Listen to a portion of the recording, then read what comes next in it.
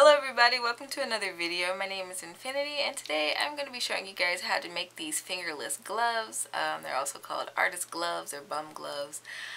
For today's tutorial, you're going to need a loom pick. You're going to want to also have a long plastic darning needle or some kind of cable needle. And you're going to want about a size 4mm crochet hook. So you're going to need a little bit of crochet know-how for this tutorial. If you guys think these look familiar, I wore them last week when I was announcing the launch of my brand new website. I had been planning to do this tutorial for a while, so without further ado, I'm going to jump right in. Alright, and also as a side note, you're going to want to make sure you have a piece of waste yarn, which I do have over to the side here for later on in the project. So to begin, we're going to go ahead and get that black indicator needle up, and for this method I don't use a slip knot. I just drop a decent amount of tail down into the machine and I cast on as normal. If you don't know how to cast on with this machine, I have a whole playlist of Sentro knitting machine tutorials back on my channel, which I will try to leave linked up in the corner there. Oops.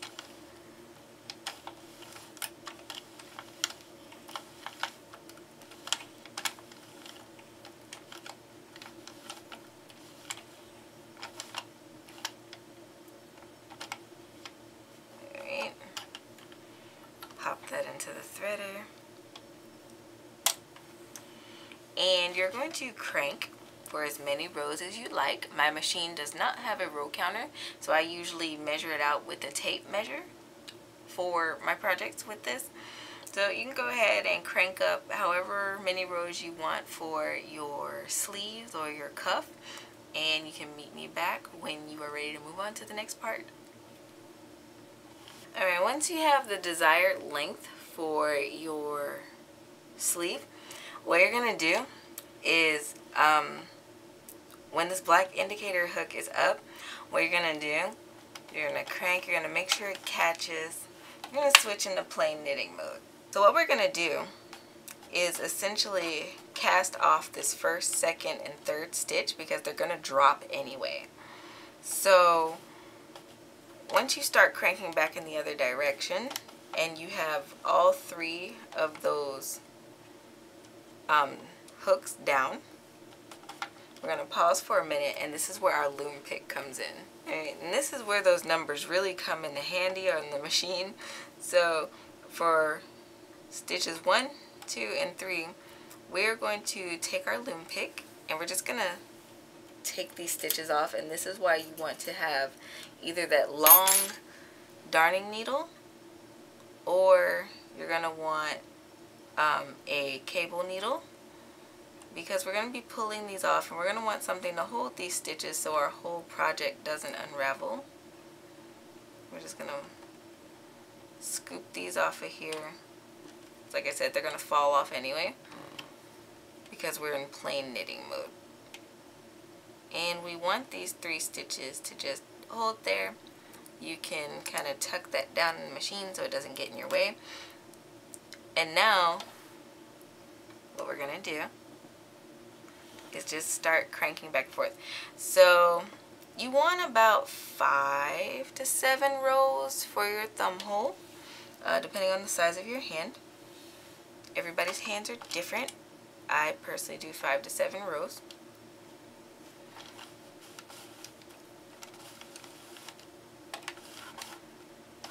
I'm just going to crank around.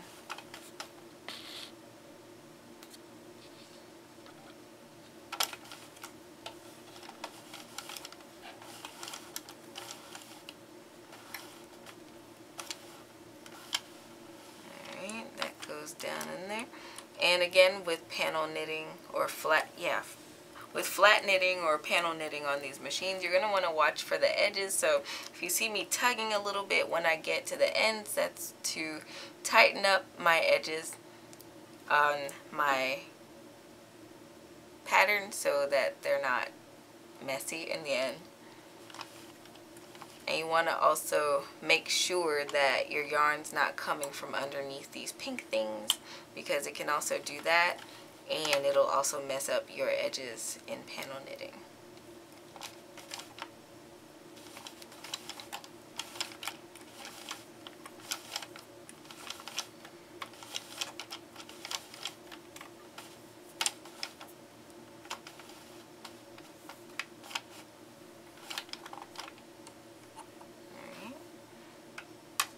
As I've stated in my flat panel knitting, when it comes to the yarn on this side, you're going to want to kind of push that last loop down underneath this pink ledge, because sometimes it doesn't do that on its own, before you go and crank back the other way.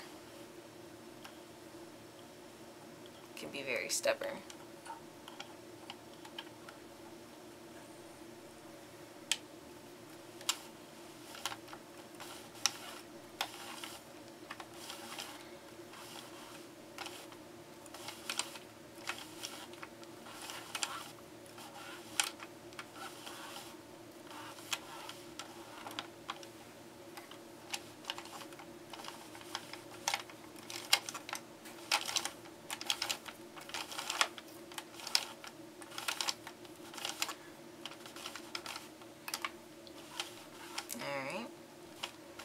And once you get back to this other side,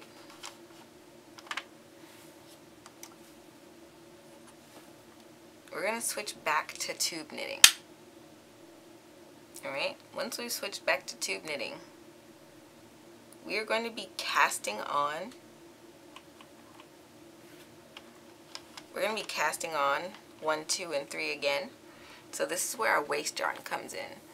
And what you want to do is just kind of drop this down in there, and you want to push this down around those pink pegs, like at the very base of the needle, so that it doesn't get knitted into your project. You're going to go around the front of the first stitch, and you're going to go down behind these pink pegs back here, and then you're going to come around the front of the next needle, like that. Alright, you're just going to crank your yarn. This won't knit your waste yarn into your project, but it will hold those stitches kind of there as you cast your stitches back on. We're just going to do that very slowly.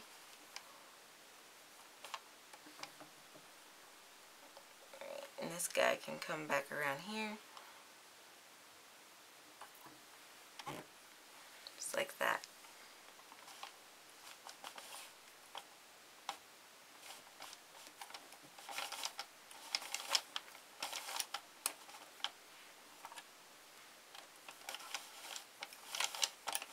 Alright, and now that we have that part done, we're going to crank up a few more rows for the top part of the fingerless gloves. You can make this part as long as you'd like. It just depends on how much of your fingers you want covered up by the mitten. I usually do about 1 inch or so, 1.5 inches, but that's entirely up to you. Now I'm going to cast off my project. So I'm just gonna pull out a long tail for this. You want enough to crochet with. So pulling out about 12 inches or so and cutting my yarn. And now I'm going to crank a full row without yarn, making sure that black needle has caught that yarn. I'm going to just drop it.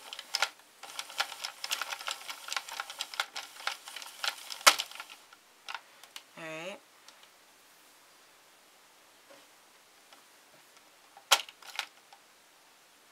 And now that we're back at the beginning, what we want to do is start catching those stitches before we dump them all off of there. I'm just going to thread this, catch this guy here. It's about to come off. Alright, and I'm just gonna go ahead and go around here and pluck off all these stitches, and I'll meet you back when I have done so.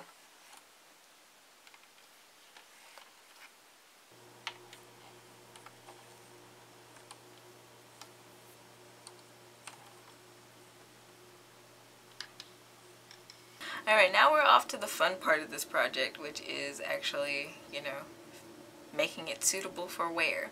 So this is what the project looks like once you've gotten it off the machine. You don't want to go about pulling out any needles or any waste yarn just yet. You're going to leave all of that right there. You should have 3 stitches over here, and it might look like you have 4 stitches on your waste yarn, but technically there's only 3. But we'll be working all that out in a little bit here. Just make sure you don't drop those stitches. Alright, so what I like to do for this part of the glove is I actually put it on. I put it on because what I'm going to do is end up tightening and like making this edge up here look neat. And so what I don't want to do is make it so neat that it's too tight for my hand, like right now. So I adjust the string that's running through there, our cast off string. I adjust that. And now I'm going to take my crochet hook. Now my crochet hook is typically a 4mm or an F hook, somewhere around there, because the Sentro mini machine knits in about that gauge. So it's just to make the stitches kind of uniform relative to the other stitches. So alright, now I'm going to go maybe a row in or 2 on this glove and where my tail is coming out, and I'm going to yarn over and pull up a loop, and I'm going to chain 1 there. I can probably zoom in a little bit. So I'm going to do that again. So right here where my tail is coming out, I'm going to insert my hook about a row or so, maybe 2 under there, and a row under there, and I'm going to yarn over and pull up a loop, and then I'm going to chain 1. Alright, now if you have issues with your tension, you can use a bigger hook. I just use a 4 because I can sometimes control my tension. And what we're going to do, we're just going to single crochet around here. You don't want to really single crochet here where this line is going through your stitches where you cast off. I like to go under that ladder underneath it. And I'm going to start single crocheting. So that's why I wanted to have a super long tail when I cast off, because you never really know how much yarn you're going to use when you're going around this. And then if you're using a bigger hook, you're using more yarn. So just to kind of account for that, I cast off with a 12-inch tail. And these gloves are perfect for not just fashion statements. If you guys don't know, my studio is in my basement, and well, we kind of went under a deep freeze. So it was freezing over here. But I had to come on and make my announcement, and I'm just like, you know what? Why don't we just make these gloves for today? And that's what I did. So that was a whole planned look. I always sit up and plan my looks for big videos. But alright, so I'm just going to keep going around, single crocheting underneath those ladders and into stitches alternatively. So you probably have about 44 stitches going around your glove. And the stretchiness of your glove will also depend on the type of yarn you use. This yarn is really similar to Care and Simply Soft, so it doesn't stretch very much. So that's why I'm being very careful and going around my glove very slowly to make sure my tension is good.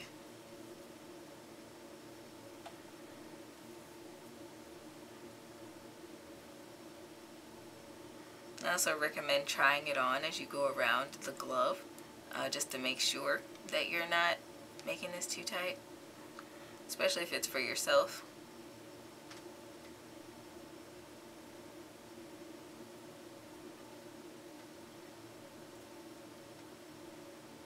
So yeah, these are good for chilly days inside. I recommend them for fall days, fall chilly days outside, not so much winter. We'll be doing the wrist next, and that part is really fun for me. I don't know why, but it is, and I'll show you why in a little bit. I'll meet you guys back when I've made it all the way around this mitten. Alright, and once we've made it all the way around our glove, what we're going to do is slip stitch back into that first single crochet that we made. Just like that. We're going to chain one and fasten off. Okay. Also, depending on the yarn you use, the single crochets will start to blend in more so. But if I try this on right now, this is what it looks like. I'm going to zoom out. This is what it looks like so far. Now we're going to work on the wrist. And for me, when I work on the bottom part, this looks like a hot mess. So you don't really want your gloves to look like this.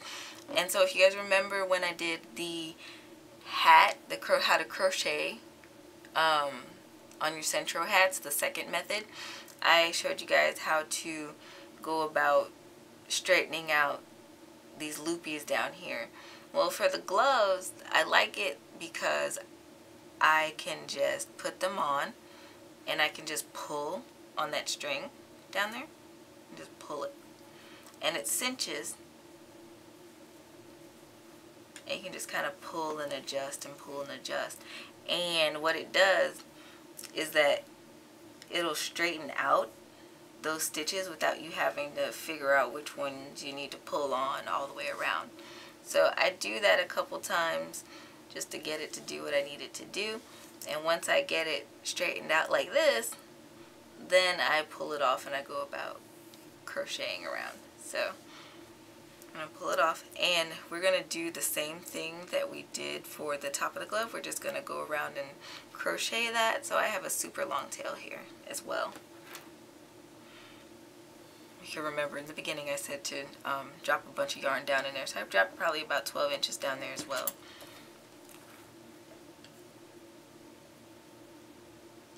And we can see where the yarn is coming out. So the yarn is actually coming out here where we have bars, and so I'm gonna go just a little bit before that, about a row down, and I'm going to yarn over and pull up a loop, and I'm going to chain one to secure that, and then I'm going to go about single crocheting around the entire wrist of this glove, just like I did at the top.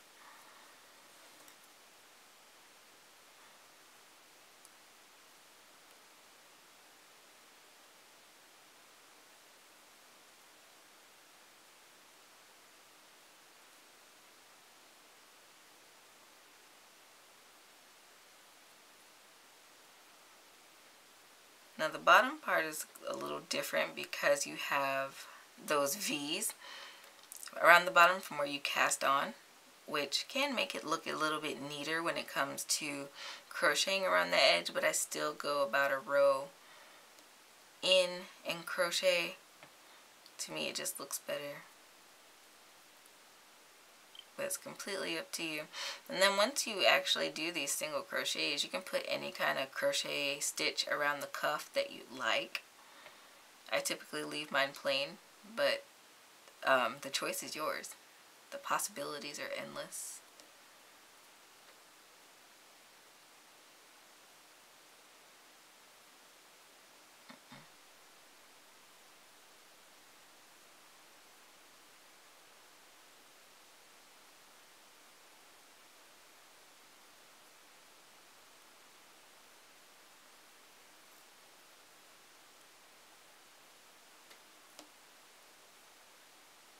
Alright, so now I'm fastening off that edge, I've single crocheted all the way around. I had to attach a little new yarn, so I'll be weaving in some ends and tacking down later.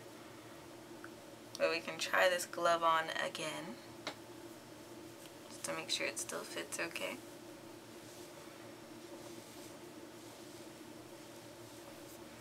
And it does, it does. So this is what it looks like so far. And what I'm actually liking about this yarn is that it kind of cuffs itself, which is cool, especially up here at the top. But anyway, so now we're going to work on this thumb part. And for this, it's just going to be a bunch of single crochets. It's going to be super easy. So just going to dive right into that. Alright, alright. So I usually start down at the bottom when it comes to this. And what I'm going to do, I'm going to grab my trusty crochet hook here. Let's zoom in a little more. Alright. Now, I'm going to look here where I have my needle. We don't start working into this first loop. I come all the way back here.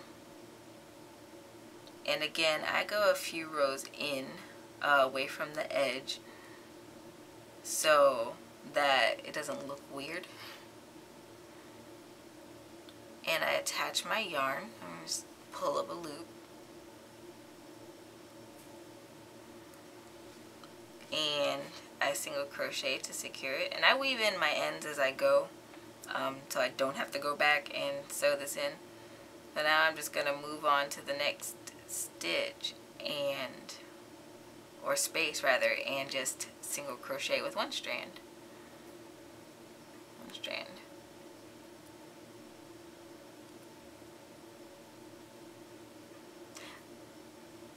This gets so fiddly. Alright, I'm going to single crochet there, then my next space over, and these spaces are totally up to interpretation. So if you're working on your project, there's no set amount of spaces per se here, but whatever you think will look good. So I'm going to single crochet in this next space that I have, and now there's this definitive space right here between this first stitch on our sewing needle and where we placed our last single crochet. And I'm going to actually just insert my hook underneath that second ladder. I'm going to yarn over and pull up a loop. Alright, and then I'm just going to slip this stitch over here. I'm going to slip it onto my crochet hook. So I'm going to pull it over there, over that needle, and I'm just going to glide it right onto that crochet hook. And I'm going to yarn over, and I'm going to pull through all the loops on my hook. So this is like single crocheting 2 together. Usually I do 3 together, but sometimes with certain yarns it looks better to do 2 together. So what I'm going to do now is just slip this next stitch onto my crochet hook, and I'm going to single crochet just like that. And now this last stitch, I'm going to slip it onto my crochet hook, and I can put my needle to the side. Let's try to focus that. Alright, and we're going to leave that loop on the hook. We're going to work in these bars. Like I said, I go underneath the second one here, and I yarn over, pull up a loop, and then I work into the next space that I can see, and I yarn over, pull up a loop, and this time I'm going to pull through all 4 loops on my hook. I did a 3 single crochet together right there. I had more space. Alright, and now I'm just going to work single crochet, I do believe, up the next 5 or so stitches. So 1, 2,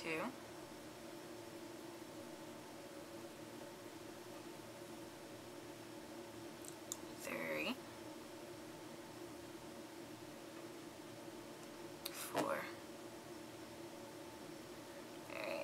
then this fifth one. This fifth one is really loose, so I'm going to go in just a little deeper, away from that edge, and yarn over and pull up a loop. I'm not going to complete that stitch. Instead, I'm going to slip my hook underneath this first loop where my waist yarn is. And once you have that loop on your hook, you can pull out that waist yarn from out of that stitch. And I just yarn over and I pull through all 3 loops on my hook.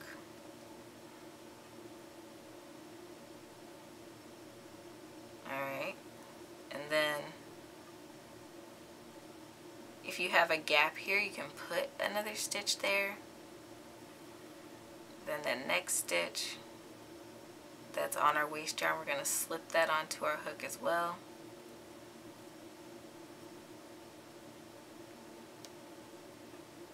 We're going to single crochet in there as well. You can just pull it out of that stitch.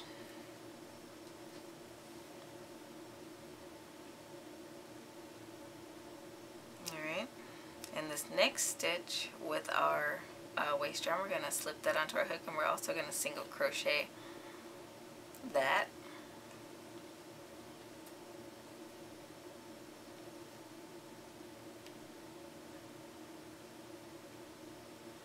Alright, and we have this last stitch on our waist yarn, and we're just going to put that on our crochet hook. We're done with the waist yarn. I'm going to yarn over and pull up a loop. We're going to move into the next space we can find. I'm going to yarn over, pull up a loop. And I'm going to do one more in the next stitch, yarn over, pull up a loop. I'm going to yarn over and pull through all the loops on my hook. And then we're almost back to the beginning where we started. So I'm just going to single crochet those last couple of spaces over. And then I'm going to slip stitch into the top of that first single crochet we made this row.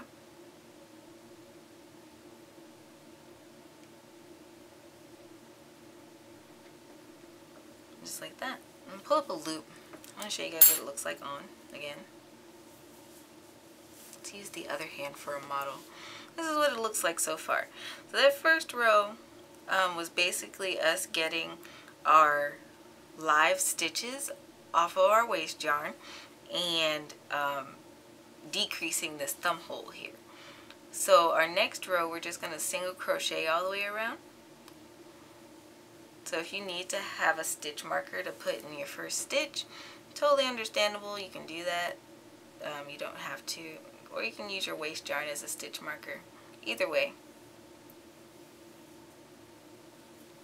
We're just going to chain 1 and we're going to single crochet in each stitch around.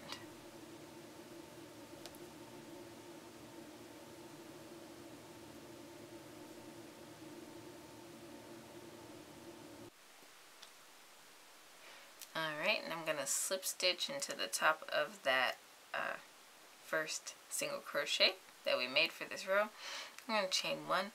This row is going to be one of decrease, so what we're going to do is single crochet into the base of that chain 1. Alright, and I'm going to single crochet into the next stitch.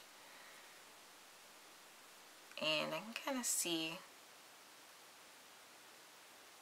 where I put my last decreases, but anyway, I'm going to insert my hook, yarn over, pull up a loop, and do that again in the next stitch, and in another stitch, and I'm going to yarn over and pull through 3, single crocheting 3 together. Right, and then we're going to work a couple stitches, and you can decrease your thumb hole as much as you need to, especially if you accidentally made it too big. I usually only go around about twice. It's usually sufficient for me.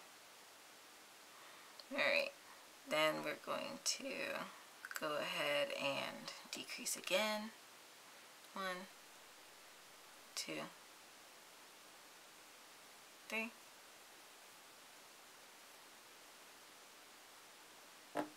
single crochet a couple more stitches.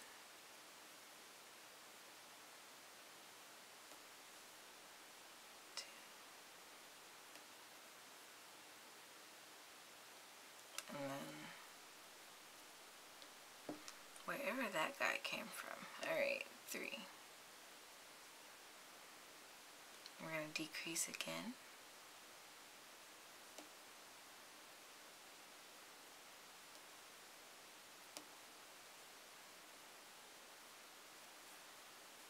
Alright, and then we're going to single crochet into those last 2 stitches, or those last stitches of our row. So everybody's gloves might be a little different.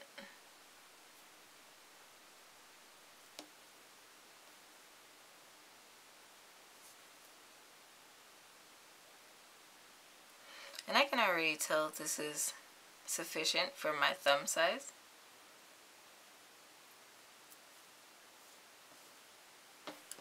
Can already tell. They're pretty small thumbs. But yeah, so now I'm just going to go around this one more time in single crochet. I don't like ending on rows of decrease with my gloves. It doesn't look right to me. So I'm going to go ahead and do that, and I'll meet you guys back when I do that. Alright, and this is my finished glove. Well, finished. I still have to weave in my ends. You guys can see the finished gloves over on Instagram or on my website on the blog page. You scroll all the way to the bottom. My feed should be live now, where you guys can see all my Instagram posts over on my website now. Oh my gosh, it's so cool. But anyway, I hope today's tutorial was helpful. If so, don't forget to leave me a thumbs up. Don't forget to subscribe and hit that notification bell, because I upload Sentro knitting machine tutorials pretty often these days. People really like them. So yeah, and I typically post knitting tutorials on Wednesdays at 9:30 a.m. CST. And until next time, guys, happy making. Before I go, I want to make mention that depending on the yarn you use, you will have a different visual effect. So like with this glove, the yarn I use is really similar to Karen Simply Soft. It's actually Loops and Threads, soft and shiny. And you can see that it's pretty breathable. You can see my skin tone through there. But this one, where I used the, I think I used Lion Brand Pound of Love. It's a little more solid, a little more together. It stretches more. I can still see my skin a little bit, but it's more closed. The stitches are closer together. So that's something to keep in mind when you're selecting your yarn for this project. Alright guys, happy making.